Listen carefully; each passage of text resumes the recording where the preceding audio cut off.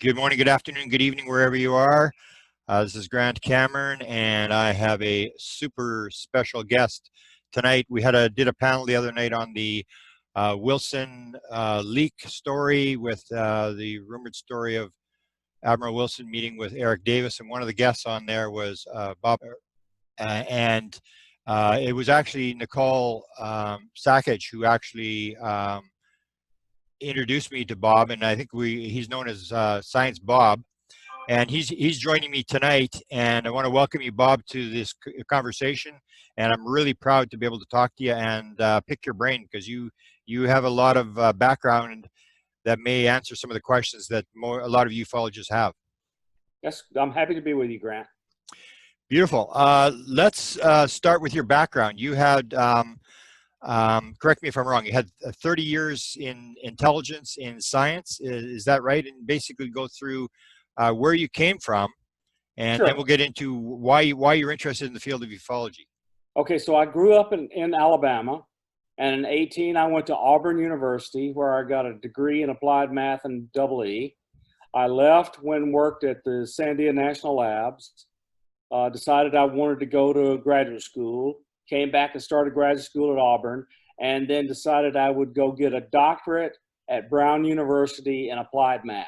Wow. And so I stayed there until 1984, working on taking classes and so forth. Then I worked for 2 years, and then I came back to the Institute for Defense Analysis in 1986, where I stayed until 2011. And in 2011, I left there and was one of the founding people in the Hume Center for National Security and Technology, which is a research center at Virginia Tech. So I became a faculty member at Virginia Tech after ending my long career at IDA. But at IDA, I worked all over the intelligence community. Can you explain for people, because I know what the IDA is, because I sort of encountered back in the 1980s the former chairman of the board. Can you explain what it is and why it's so important in the intelligence world, or in the military world, I guess? Okay, so principally its largest function is military. So it's a federally funded research and development center. And I would say that its largest, most well-known job is to evaluate weapon systems before the military goes into purchasing. So a weapon system will be proposed, the IDA will study it and figure out its strengths and weaknesses and make major recommendations on either going forward or how one might fix it or what one needs to add. IDA does a lot of that work. In addition to that, IDA operates 3 off-campus divisions, and these divisions all work for the intelligence community, and the separation from the main is because it's highly classified, and I was in one of those for a long time.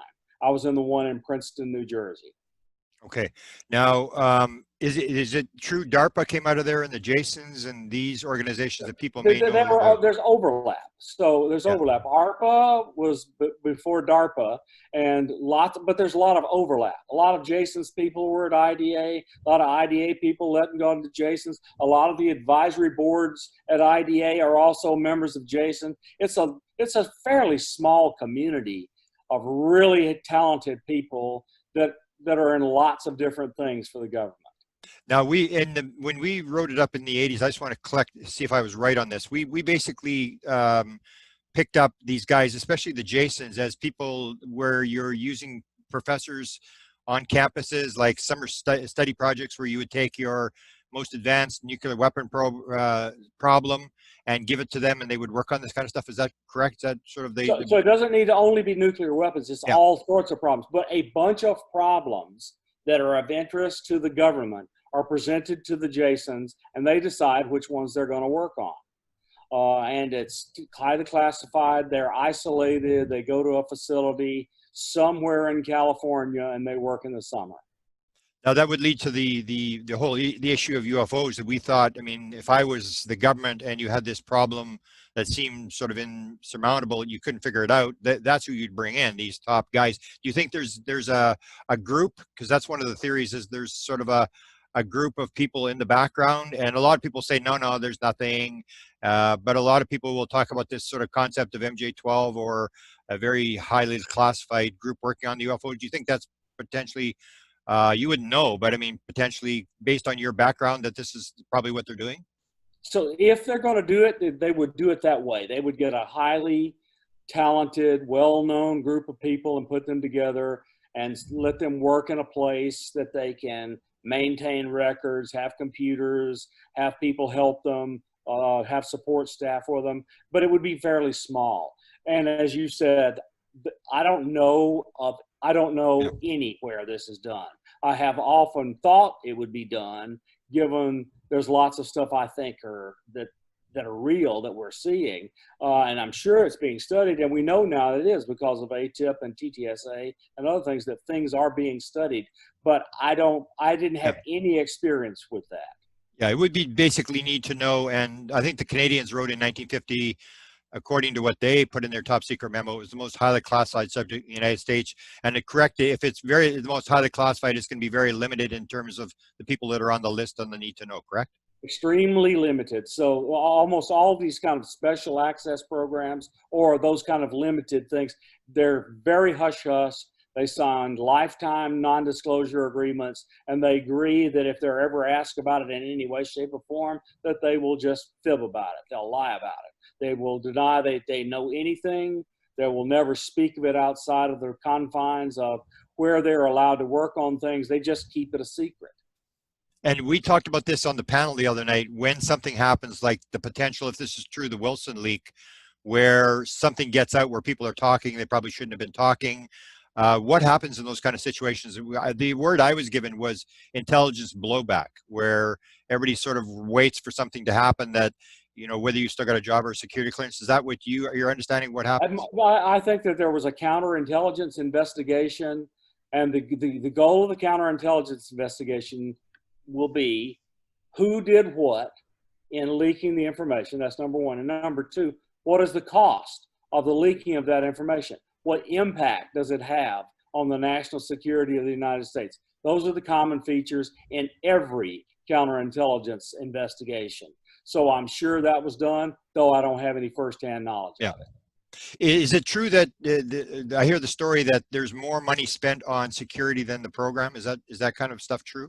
That's probably true in some cases. So part of the problem with dealing with classified work is the cost of security and the ability to not be able to just call up the smartest guy you know and ask him a question is a real hindrance in making progress in a lot of cases. And I'm sure that if, say, let's just suppose that we have a vehicle that came from somewhere and we don't know how it works and we want to study it. It's really hard to study it with 4 or 5 people. You would typically get lots of people and you'd expose it to anybody that might even have an idea. So you get a large incubator, and these incubators come up with ideas, and these ideas are tested. They fail or they succeed. It's just easier to do if you can do it openly. But of course, the decision, if it had been made to cover these things up, they kept it small. Yeah. Now, I've heard the sort of the story about this, or TTSA puts out the idea of the stovepiping, that the problem in trying to figure this out is the problem with stovepiping. Can you explain to people what that might be? Sure. One part of a problem that you want to work on, you would give to one group. A different part of the problem you give to another group. And so almost no one has all pieces of a problem. So they try to divide it up. Sometimes that's impossible. So let's suppose the thing that group A is studying is absolutely required for group B to make any progress, and vice versa. Maybe the things they're studying, they have to be together to function at all. If they never talk, they never compare notes, they never find out that they needed both parts to make things work, but they're not allowed to talk to each other at all. When you look at this, some of the statements say made by Stephen Greer or something, that they spent trillions of dollars or hundreds of billions of dollars on this, and that they have this technology. Is it possible from your experience that they can actually hide something if they actually say they back engineered it and they figured stuff out? Is it possible for them to keep it out of the public eye?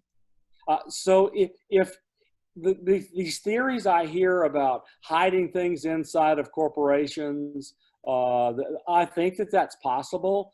But as far as manufacturing trillions and trillions of dollars for them to spend, I don't know how that's done. Yeah. But I'm sure, look, the government can print money, but I don't know how to make that work. Let's go to how you got, how did you get into the UFO rabbit hole? How did that all take place? Okay, so when I was young, I was really smart, learned how to read when I was 3. Nobody taught me how to read, and all of a sudden one day I could read. And by the time I was 10 years old, I was building telescopes and doing all sorts of things. And I would be out in my yard basically all night looking at stars through my telescopes.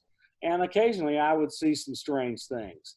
So when I was 19 years old, my girlfriend and I, who came from the same hometown and went to the same university, left the university to head home for the weekend.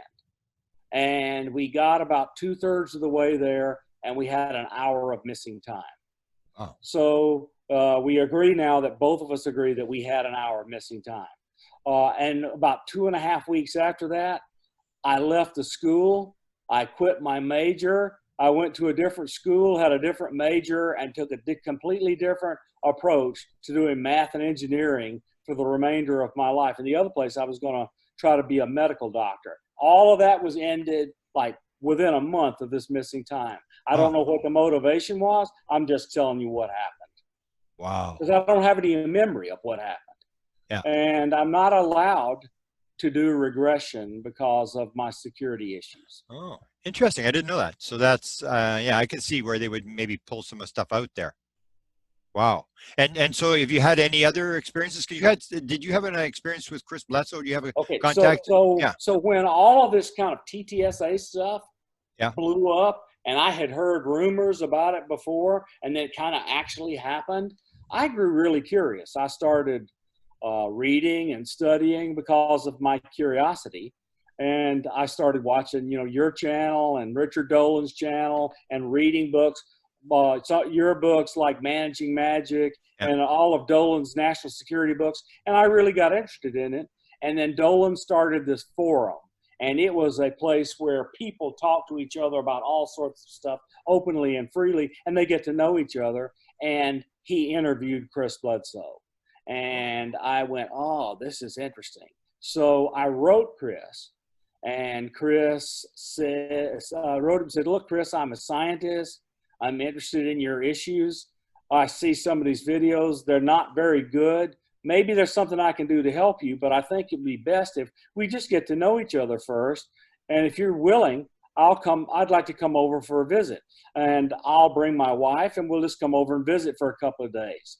And it took him 3 weeks to respond, but he responded. And so a month and a half later, my wife and I went to visit Chris and Yvonne in their hometown. Yeah. And after I got there, he said, do you know how you're here? And I went, no. I said, did the aliens tell you to let me in here? He says, well, that might be part of it, but here's how it really happened. I called up Jim Semivan, and Jim Semivan said, oh, yeah, this should be interesting. Let him come. Wow.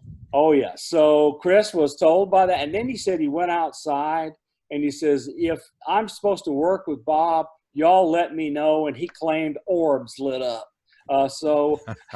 And you've experienced this kind of weirdness with Chris. So I didn't know whether to believe it or not. I knew that's what he told me. So I went over. We got to know each other well. Sharon and I got very friendly with Chris and Yvonne and the whole family, and we're kind of close friends now. Yeah. But at the end of 3 days, the skies cleared, and Chris and I went outside to look at the sky.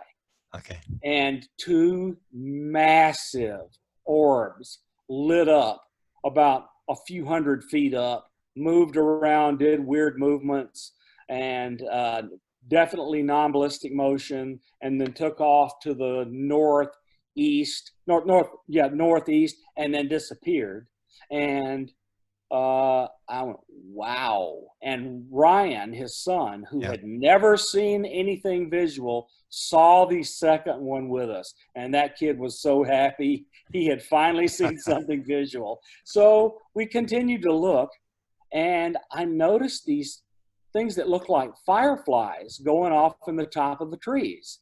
Okay. And it was January, so it wasn't fireflies. Yeah. So I went, wow, these things are going off. They look like fireflies or flashbulbs in the trees. And says, oh, Chris says, oh yeah, that's them coming in from another dimension. So I said, well, I sure do wish they would come out of the trees where I could see them. Grant, they moved up into the open sky and went off for another 10 minutes. Wow. And I could see them. Okay, so they stopped.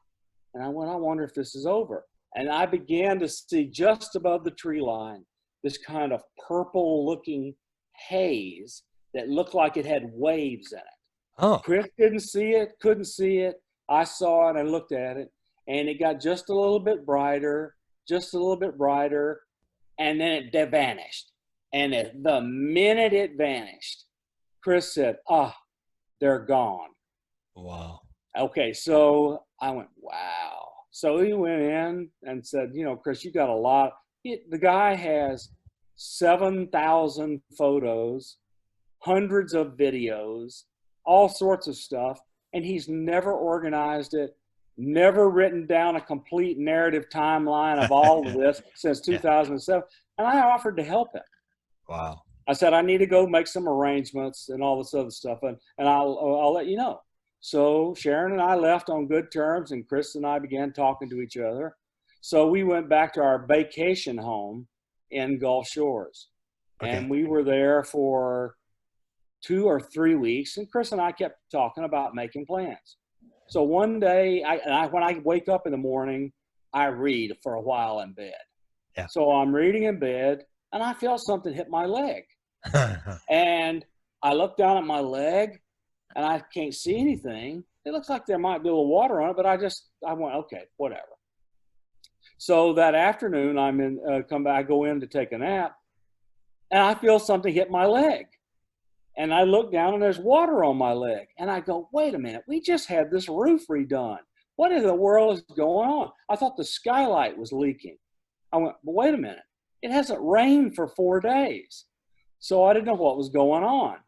So the next morning, I got a really big splash on my legs. And I called Sharon in. I says, look at my legs. Do you see water on my legs? Yeah. And she said, yes, I see water on your legs. Not only is there water on your legs, I see drops on the bedspread. I says, do you see anything leaking in the ceiling? I says, what is going on here? Yeah. I says, and we just didn't know.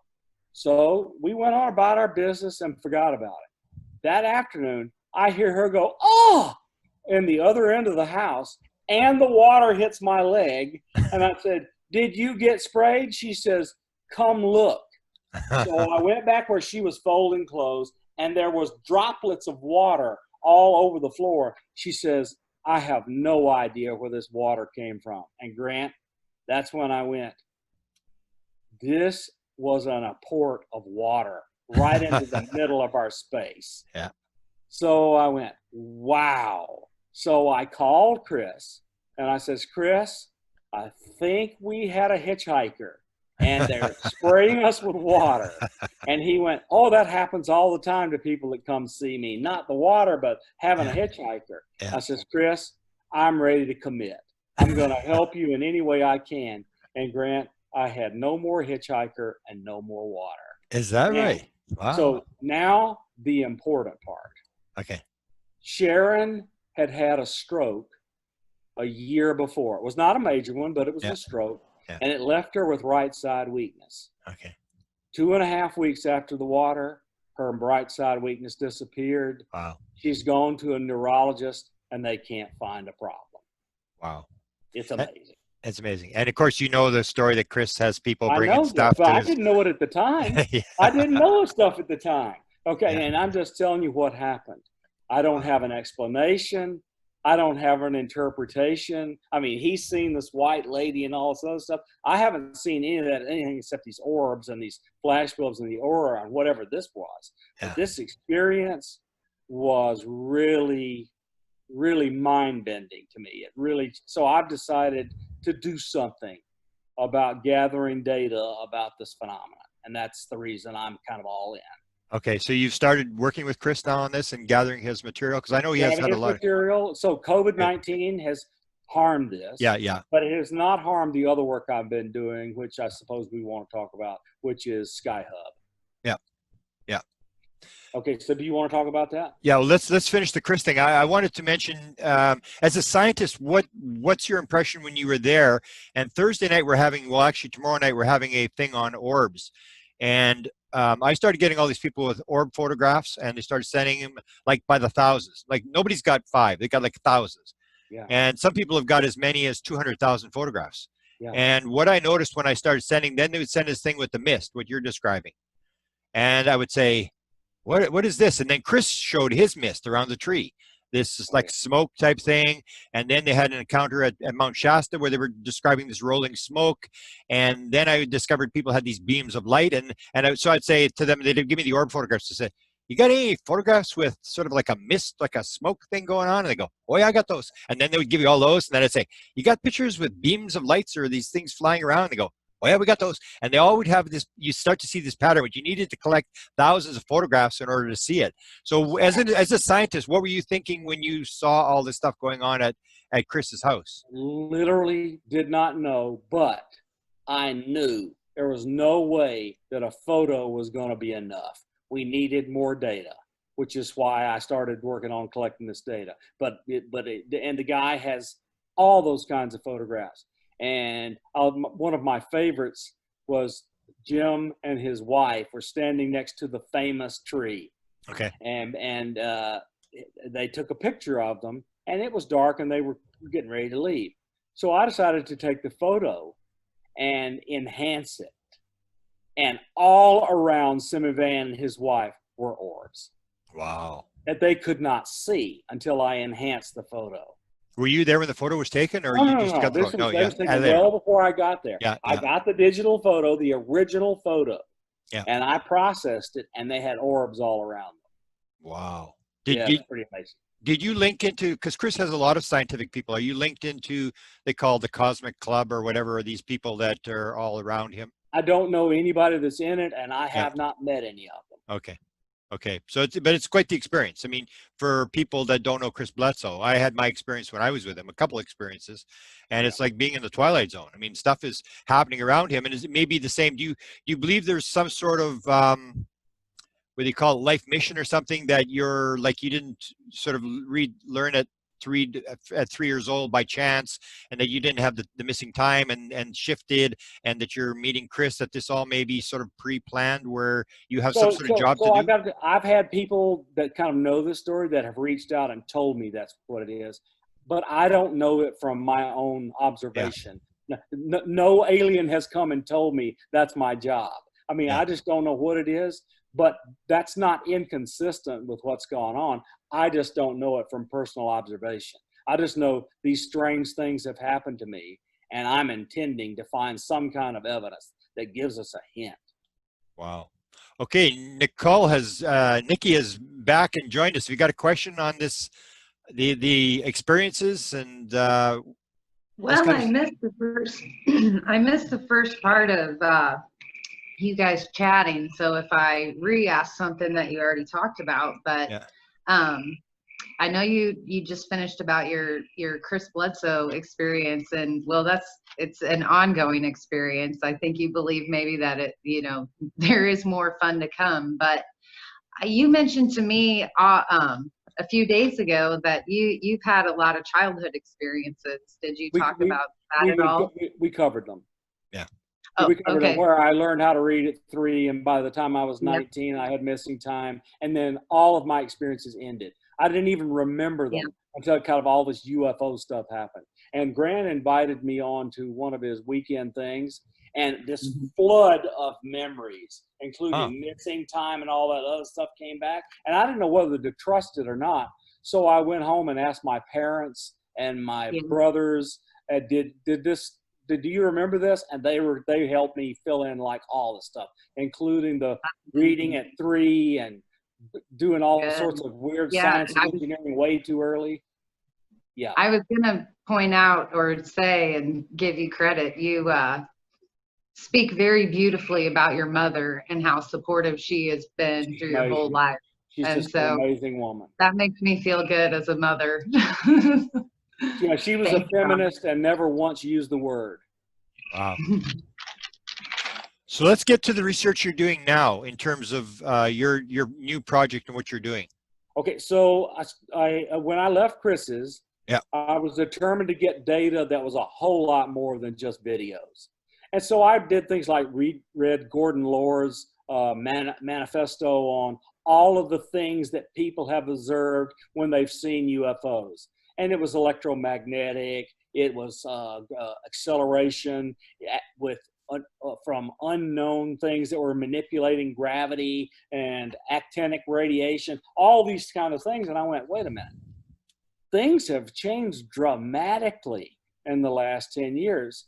I believe the average person can afford the instruments and a computer to collect this stuff automatically, so they're not hand holding a shaky camera, and we can get all of this video, pictures, metadata, including accelerometers, temperature, pressure, all of radio emissions, all of this stuff, and glue it all together into a data package that will allow us to do science. And we can do it unattended for years, especially in places that are hotspot places where there's lots of activity. You want to do it there for years, so you can rule out the null hypothesis, which is this place is no different from any other place. And what you do is you get enough data where anyone will believe. So it's all the kinds of things that other UFO researchers have said happen when these craft around. You can buy some sensor you can add to a small computer, and the computers are like the size of a cigarette pack. And they're super computers now, and they cost like $100, and cameras are a few hundred, but they're not ridiculous. And you automatically detect the phenomenon in the sky, and the computer is so good that it can listen for airplanes and rule them out. Oh. It can compute all satellites passing overhead and rule them out. It can calculate the position of all bright astronomical objects and rule them out. So if you've ruled all of that out, the only thing left is the unknown. And so you're going to collect that and collect all sorts of other data with it automatically. So that project is Skyhub. So I had these ideas, and then I had a guy walk up to me and say, my name is Stephen McDaniel, and I would really like to help with this. And I'm going to tell you, that was a miraculous day. Oh. Steve is the most unbelievably capable programmer for embedded systems that I've ever run into. He worked for a long time in the intelligence community, so we have common background, and we just kind of developed this friendship. But he has done a brilliant job of leading the technical development of the sensor. And when the sensor is done, especially when I add my pieces, I want to go off and do science with it, and so does Steve. So we've got lots of people now that have joined Skyhub. Just let me say the web address. It's www.skyhub.org, where people can go and figure out what we're up to. We have a chat room and all of those stuff, but there's a lot of stuff going on. And where are you going to set this up? Do you have a specific location? Yeah, we're definitely going to send some stuff to Chris Bledsoe's. Melinda has told me that we can have a package that she can take with her to her favorite observation place and get data every time she leads a group out there. And there are other places which right now I don't have permission to mention them, but I'm going to put them at these places. Like, Lori Wagner? Yeah. Lori has a place, and it is beams and fog and all this other stuff. And I want to collect data on all of that. Wow. And so let me ask you a question about the idea of watching the experiences as well, because that's what I sort of got the idea that's why Chris has so many people around him in terms of intelligence people that that's a good idea to put it at Chris's place. There's a couple of other sort of high-end experiencers where they seem to be like magnets in terms of dragging in whatever this phenomena is. Some of those are people that don't want me to mention their name, but will let me put stuff there. That's what kind of time frame do you figure we're looking at here? I think we're ready. I think Steve is just about ready to release the first hardware because people are testing it this summer. And then, of course, the thing that's in the way is traveling places so you can set gear up and make sure it's working while COVID-19 is making people afraid. Yeah, yeah. So that's a big holdup. Go ahead. Nikki, go ahead. Since you're talking about all your amazing work here, we were also talking the other night, and you said it so coyly, and I gave you a extra virgin olive oil joke to go along with it. I said, and you were talking about working on shoulders equations and working with EVOs. Would you like to talk about some of that? I don't mind talking about that at all. So Mr. X and I are friends. Okay. And we've been friends for a year. We are now setting up a working relationship where we work together 2 to 3 times a week, and it's take the kind of stuff that Mr. X knows, and not only that, he has descriptions of simple versions of some of the hardware that it looks to me like I can go out to my shop and grab stuff from my ham radio shop in my electronics lab and build it in my lab, and then we can run experiments. If I put in 100 watts and I get 110 watts out, we're in the gravy. Okay, so I mean, or if other strange things happen. So if I can do experiments and it's inexpensive, I'm a fool not to do those experiments. Right. Because Ken Shoulders wrote a lot of documents. He got patents, and the exotic vacuum objects are really something interesting. And the Hesdallen lights, people are now claiming that it's EVOs and self-organizing plasmas. And there are things that look like they're self-organizing as they move through the area in Hesdallen and look like plasmas. So I'm willing to try these experiments, and Mr. X is helping me because this guy has studied this problem every day, 7 days a week, all of the waking hours in his life for years. He knows the subject backwards and forwards, and I'm going to try to do science and engineering to help. Would you say that was a synchronicity that brought you two together? No. Just solid work and solid science. That's not what it is. I knew a famous person in ufology that also knew Mr. X. And we were introduced through this famous person. Ooh. That we'll all find out someday. That'll be in part 2. Look, I would tell you tonight who it was. I don't want to offend Mr. X. Yeah. No, that's no problem. I will say who it was. Bob, that's one thing I can say about you is that I always know that you will say what you can and be as honest with it as possible. And that's one of the reasons I did start following you and paying attention to you. And I know Dave or Grant mentioned you're known as Science Bob, and that's through Dave Scott's show, yeah, which I'll put in. He gave me we have 20 minutes until you get to run off and go join Dave on SOR tonight. So I am fascinated by EVOs and all things that kind of surround them and shoulders work. So that's kind of interesting that Mr. X is working on that as well. So that excites me. So I know some good work's going to go in behind that. So yeah, thank you, Bob. You could go to Project Unity and listen to all of his YouTube things with Mr. X on all of the EVO work. All right, I will. Thank you.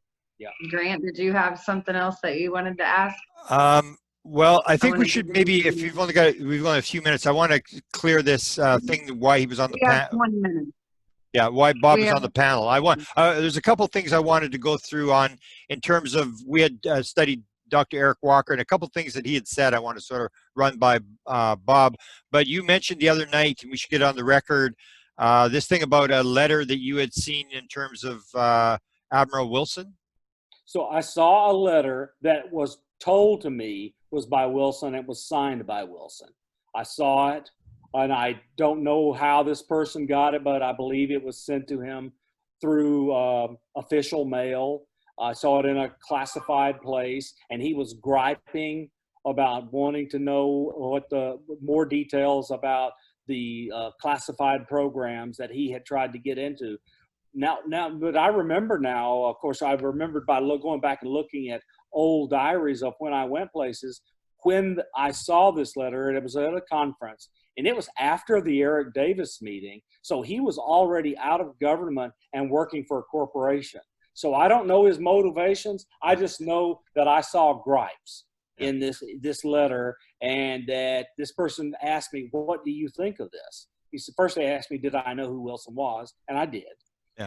And he says, "What do you think about this?" And I'm going to tell you what I told him. I said, "This is nothing but a field full of landmines, and you should run." and I didn't hear anything else about it, and we've never discussed it again. Yeah. And it was just one of these weird memories that got triggered, and I went back and looked at the diary and saw that I had written down that I had seen this letter from Wilson. Wow, that's pretty significant, especially now we've got one from Edgar Mitchell today that he sort of validates the fact that there was an actual meeting there, sort of backing up the story that this document, sort of the admiral, the head of intelligence for the Joint Chiefs, had actually gone out and tried to find out what was going on and was unable to sort of break the security. So I'm glad you've added that piece. In your intelligence, you spent a lot of time in intelligence, and I want to ask, both intelligence and in your academic career, has this been a subject that's ever come up, like in terms of colleagues, or do you have any backlash in terms of your job or anything in terms of UFO okay, subject? So I wanted to work on this problem that is of high interest to the United States government, and I wanted to go work at a place that I knew was a very highly thought of and would be a great place to do this work. And it seemed to go well, and I think they found out I was interested in UFOs and told me that I was not going to be going there. That's number one.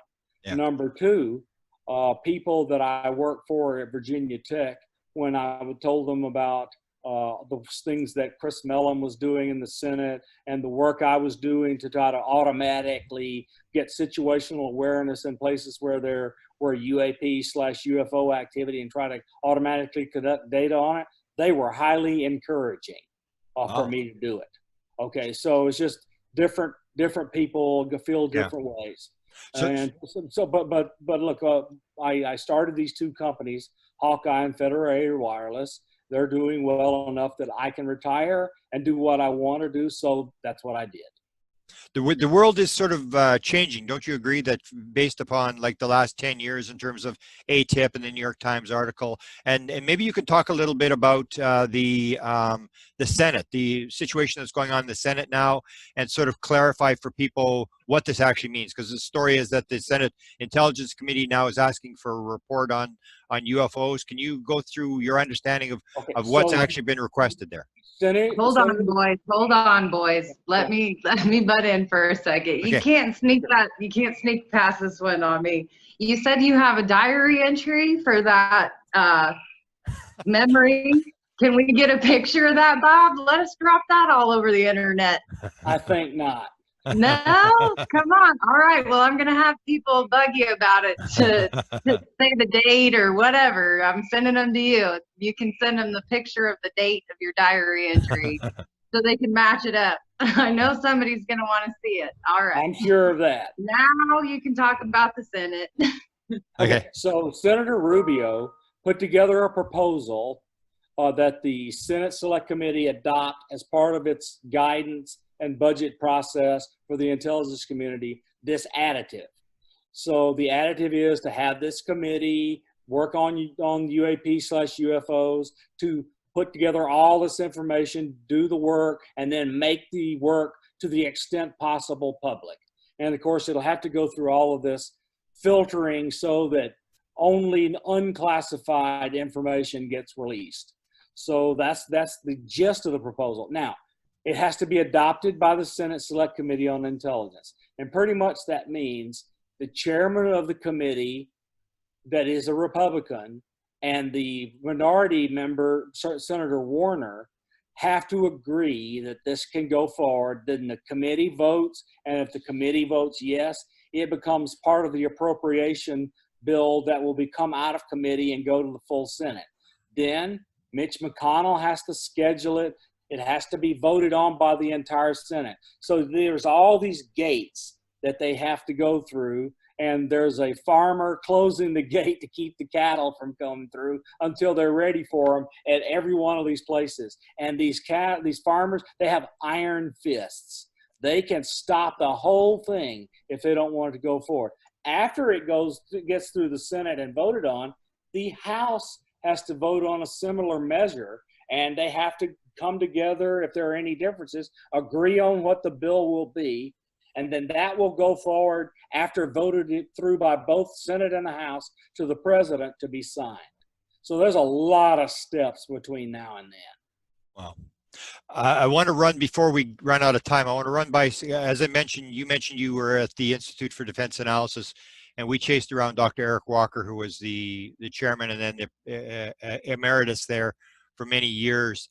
And I want to just throw, and you just give your opinion on this kind of stuff that he told us, and give me your take on it, or how you would have interpreted it, because we were trying to interpret it the way we could. One of the things he said to us is, why should we change the rules to satisfy your curiosity? And that's a question I think I asked you on the panel.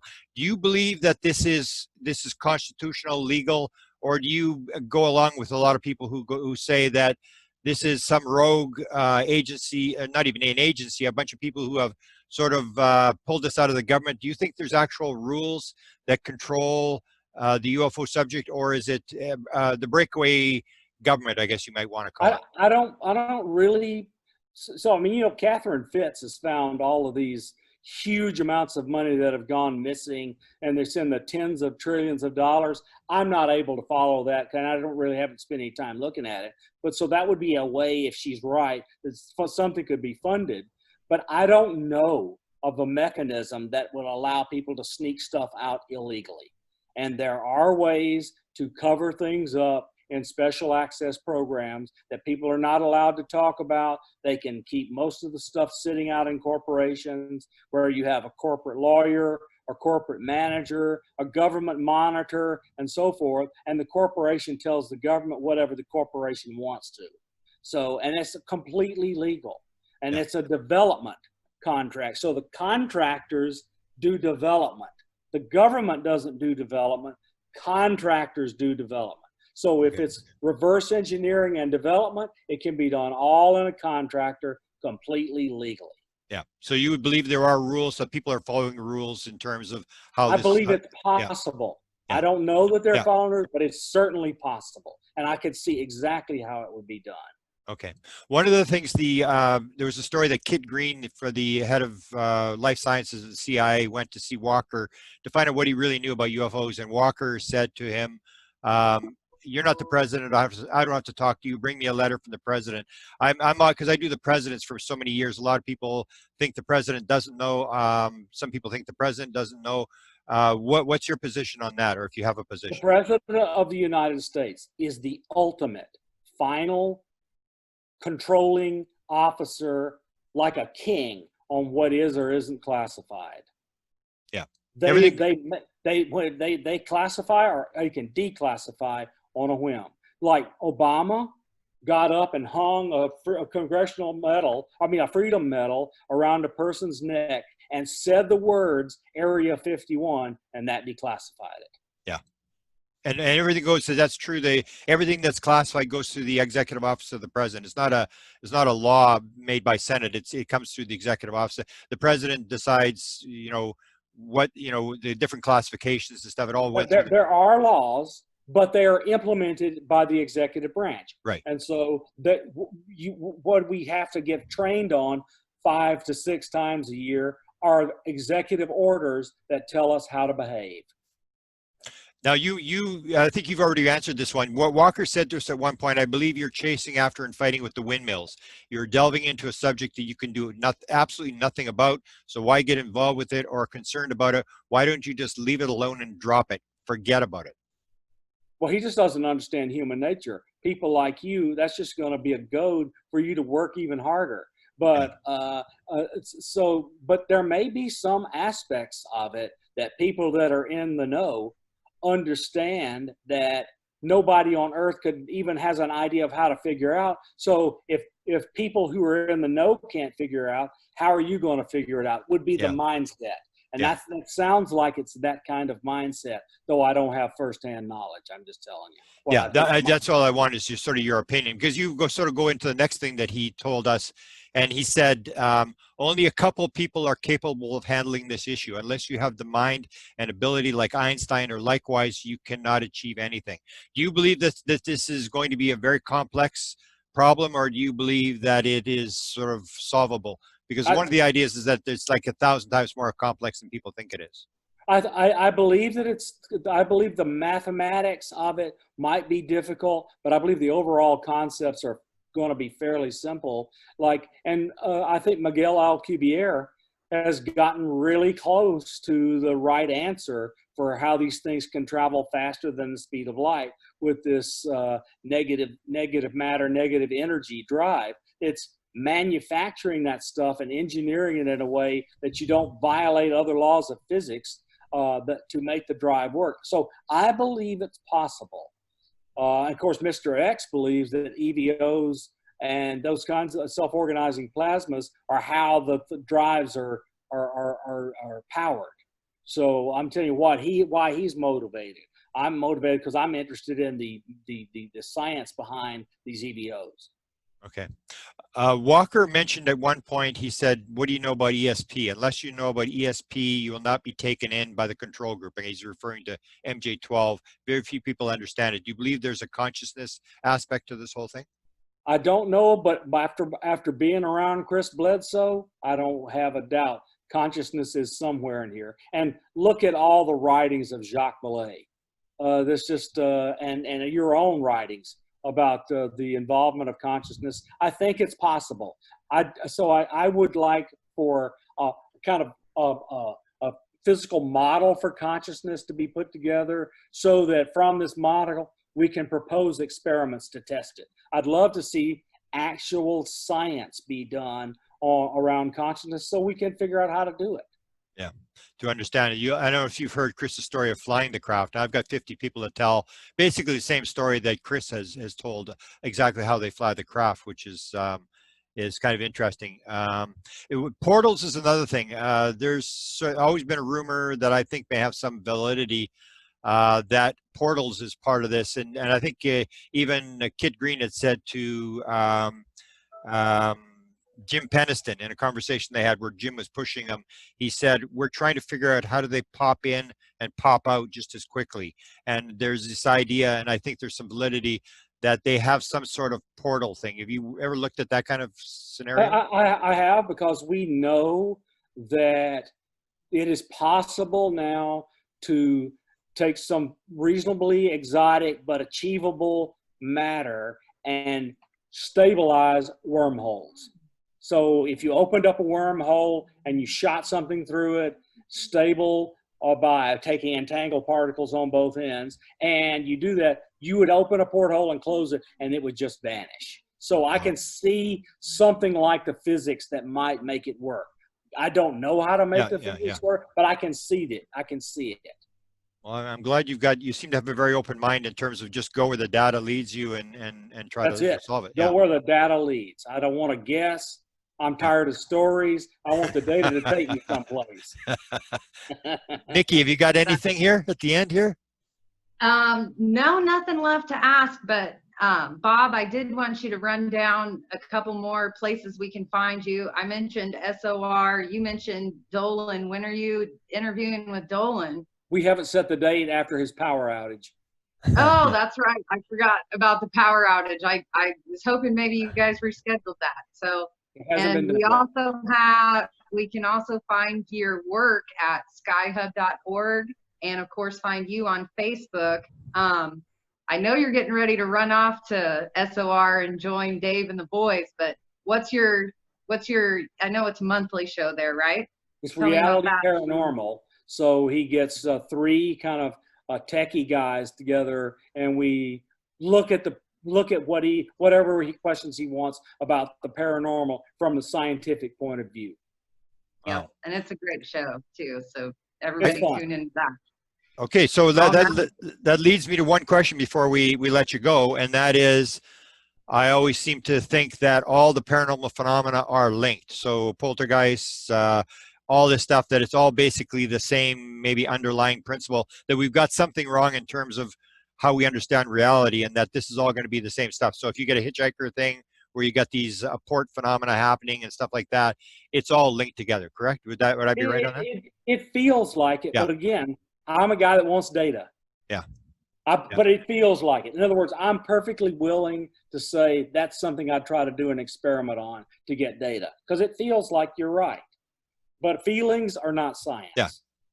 Well, I appreciate your coming out and sort of putting your reputation on the line to validate stuff that that people are doing and go and try to figure this thing out. I really appreciate your work. I'm happy to do it. Beautiful. Anything we can do to help you, to let us know, and hopefully people will contact you like you did to Chris, and the ball will continue to roll down the hill, the snowball, and we'll get an answer to what's going on. I hope.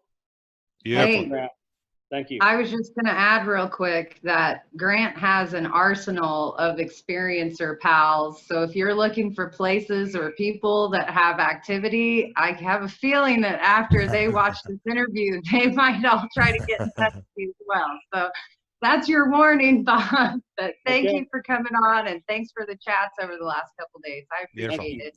And hopefully we'll have a little chat about the mist and the I'll show you some of the photos, if you come to the orb thing tomorrow night, you'll see all these photos of people around the world that seem to be getting this, because I'm surprised that you brought it up. It's very, very encouraging to me that we see these similarities in data.